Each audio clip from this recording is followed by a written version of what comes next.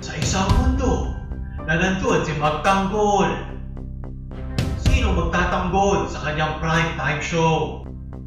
Halina tanggalin natin ang mga tornilyo na nawawala at pagpupukpukin ang mga pagkukulang ng show na to.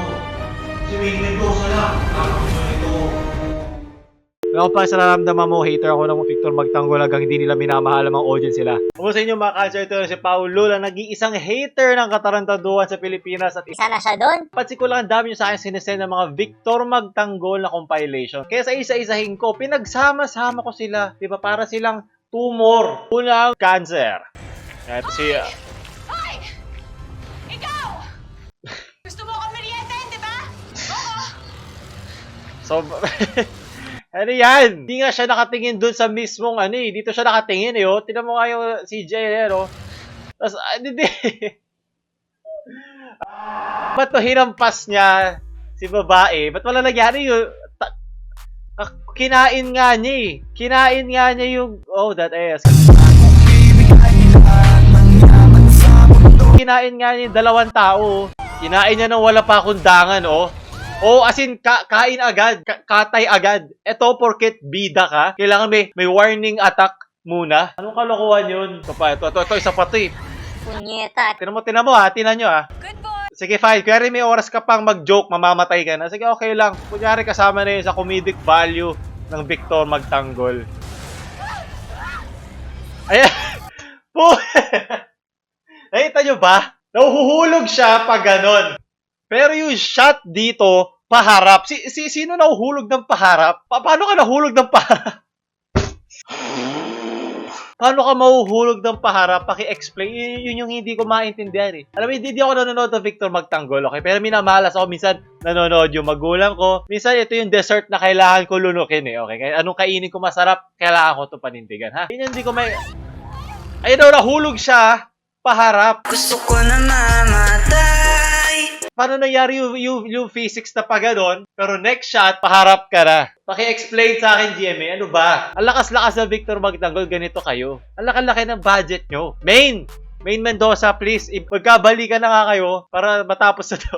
kahit naman pangmasa lang to, napakadali naman siyang itaas yung kalidad eh. Tulad lang nung kanina, di ba? Yung pag nahulog, ihaharap mo lang yung hulog. Kung baga susundan mo lang yung logic at saka yung common sense mo. Hindi mo na nga kailangan dagdagan yung budget eh. Dagdagan mo lang yung isip mo. Ako nire-respeto ko naman enough yung masa natin para naman mabigyan pa sila ng mas mataas na pagkain. Kumbaga sa pagkain sa ospital, ito lang yung mga walang lasang kanin tsaka sopas eh. So kung naman bigyan mo naman siya ng street food, yung may lasang usok. Alam mo yung malinamnam na mantika na nababad na iba't ibang laway. Yun yung masarap patak Pilipinas na hindi mo makukuha sa ibang lugar eh. Ito naman, sa pato, nyeta. Ano yan? Di nyo ba lang kaya i-edit ng maayos? Kahit takpan mo na lang. Kapag kasi binler mo, halatang fake lang. So naman lang, inusog mo na lang yung Philippines sa gitna, tapos in-erase mo yan ng same parehong kulay doon sa background ng phone. Dapat, pero... Ano yun? Lighting ba yan? Ito nyo ba yun? Ano yan? Bakit may ilaw lumalabas? Saan to galing? Sa lighting ba to ng production? Gabi na! Wala nang araw! Saan nagagaling yung araw? GMA, bakit ka ganyan? Alam mo, sige na, pagbibigyan ko na. Pero... Production team, ano ba? Nakikita ko pa yung araw. Hindi mo pwede sabihin sa akin na sunset yun. Kasi tingnan mo yung likod, oh. Wala nang araw, wala nang ray of sun dun sa mismong langit. Ito naiintindihan ko pa na pwede pa tong Pilipinas tong ano na to, tong green screen na to. Papalit mo si Hammerman para makausap ako? mukhang wala naman siyang balak sumipot eh. Ito naman babaeng to user. Hindi lang siya sinulpot nung may martilyo, ibang martilyo na agad gusto niya. Mga babae talaga. Ito naman, hindi ko maintindihan. Nagigats ko pa yung maskara eh. Pero ilalagyan mo lang ng ganito, ibang tao ka na. Eh ako tinutubuan ng bigote, yung mga ganitong itong lapses in logic eh. Hindi ko kasi namalayan yung oras eh. Kung na alam kong... Paano mo hindi malalaman na ni ano yun? Kaibigan mo yun eh. Paano mo hindi malalaman na siya yan? Tinan mo puta, mag-e-effort pa ako. Punyeta. Tinan nyo, puta, kung walang gagawa nito, sinong gagawa ha? Ako nasasalo ng kasalanan na to. Sige, puta. Iniinis nyo ako, ha. Hindi ko kaya pagtanggol. Judge ako, judge. Kaya may karapatan ako man-judge. Ito, ha. Ito, si Victor magtanggol, ha. Kaibigan mo lagi mo nakikita mo yung mukha niya. Gwapo siya. Kumbaga, hindi siya normal na mukha lang ng Pilipino, di ba? At lalagyan mo lang ng Punyetang!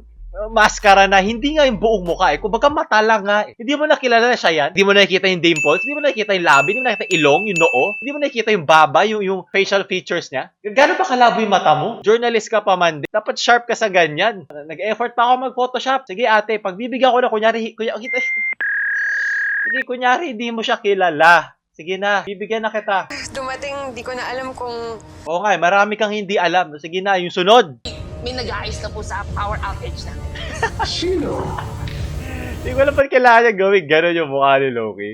Kung lingid sa kaalaman nyo, si Loki ay isang Diyos ng deceit and chaos. Ha? Hindi siya masama. Good or evil ay isang very gray area yan. That's morality na pinag-uusapan dyan eh. Sa ibang tao, mabuti to. Sa ibang tao, masama ang isang bagay. Pero syempre, nagkakaroon tayo ng consensus para yung mundong ginagalawan natin may onting sense, may onting pattern. Pero hindi sa lahat ng parte ng mundo, pare-pareho ang kasamaan at kabutihan. Pero syempre, sa sa TV show na to, ginawa nila na ang mabuti ay mabuti, ang masama ay masama. Okay, walang gray area. Yun ang pinaka-ayokong klase ng villain, sa totoo lang. Yun ang pinaka-ayokong klase ng kalaban. Kasi marami ng klase ng villain ngayon, tulad sila Joker, Loki ng Marvel Universe, na minsan ikaw pa yung nag-iisip, siya ba yung mali? Kumbaga, siya ba yung nagkamali? Pero dito, ang ginawa ng GMA, pinudpud nila yung silbi ni Loki dun sa timeline, dun sa storya ng mga Nordic gods. Ginawa na lang siyang black and white na masama at mabuti. Ginawa lang nilang ganon ka one-dimensional ang character ni Loki. Mapagbibigyan ko rin, sige na, fine, total yun ang gusto nila. Pero gusto ko lang sabihin sa inyo na marami ng klase ng villains ngayon sa 21st century. Sila Joker ng Batman. Yan yung mga kalaban na minsan, parang mali si Batman. Parang hindi mali yung sinasabi ni Joker dito.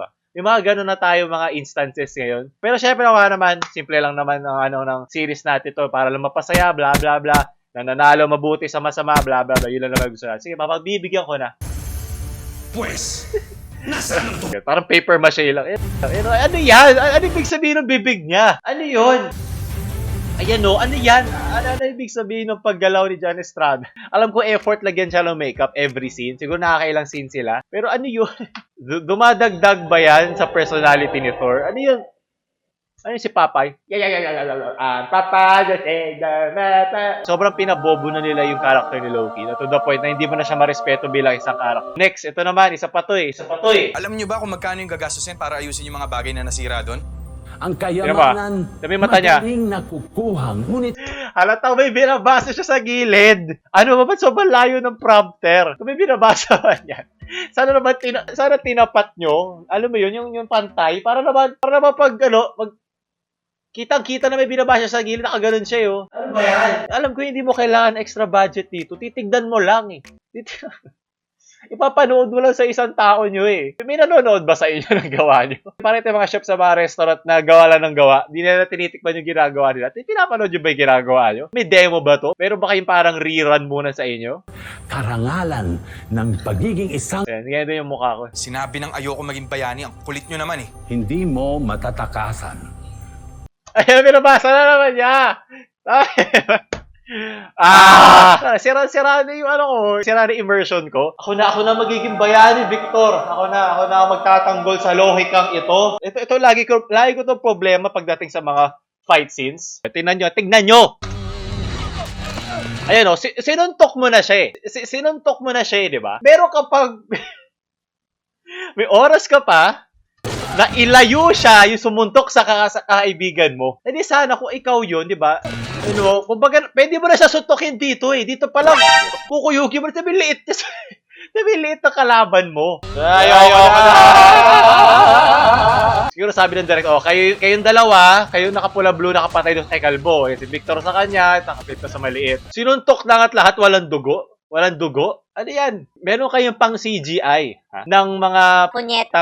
malalaking daga na hindi marunong humampas ng babae. Hindi nyo kayang gumawa ng dugo kahit yung maliit man lang. Masyado bang effort? Ito na yung huli. Ito na yung huli kong punyeta. Ito pa, tingnan nyo tong scene na to Tingnan nyo ba?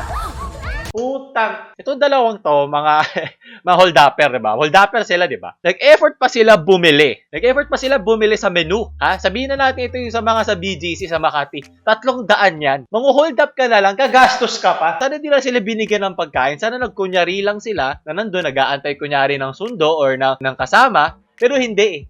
Kumbaga kung kriminal ka, hindi yan mangyayari sa totoong buhay. Wala pa akong nakitang kriminal na nag-effort pang bumili. Binigyan pa nila ng kita yung may-ari ng store. Sige, pagpatuloy natin tong kalokohan na to. Tignan mo yung dalawang yan ha. Wala silang camera sa ilalim ng shot, so nagkunyari na lang siya na dinapa niya yung isang hold-upper. Kunyari kulang sila sa cameras.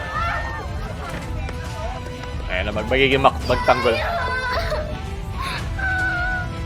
Hindi ko na ba't kailangan pag-gawin itong shot na to eh. Nakangiti si Yaya.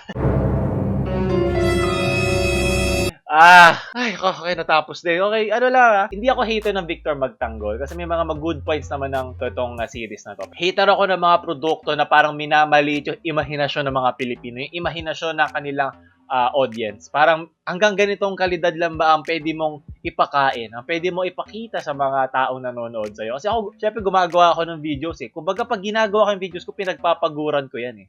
Ini-edit ko yan, pinapanood ko ulit. Ang unti nga na kinikita ko compared sa kanila, di ba? Major network yan eh. So, kaya nagkakaroon lang ako ng onting problema. Doon lang naman ako nagkakaroon ng angal at ines sa mga producers sa mga gumagawa nito. Baka di nila napapansin kasi nga di ba mahirap ang buhay, naghanap lang tayo ng escape sa mga hirap ng Pilipinas. Kung merong standard tayo, ito yung good standard, ito yung standard na mairaos lang. Wala pa nga tayo dun eh. Gusto ko lang yung tamang, para sige, wala akong pwede laitin dito. Hindi siya maganda, hindi rin naman siya pangit, pero wala akong pwede laitin. Yun yung gusto kong maabot ng pangmasang market. Kasi sabay-sabay tayong gumusto ng mas magandang kalidad. Di naman ako elitista eh, ha. Hindi ko naman gusto na, ito lang talaga magandang klase ng ito lang dapat panoorin nyo.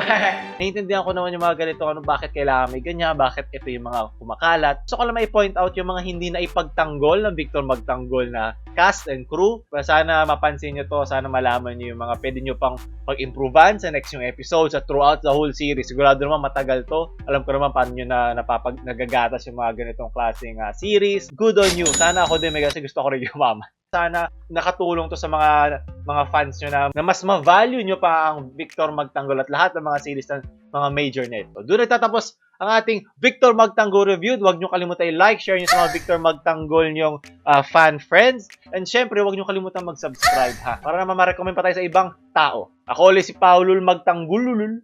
Out.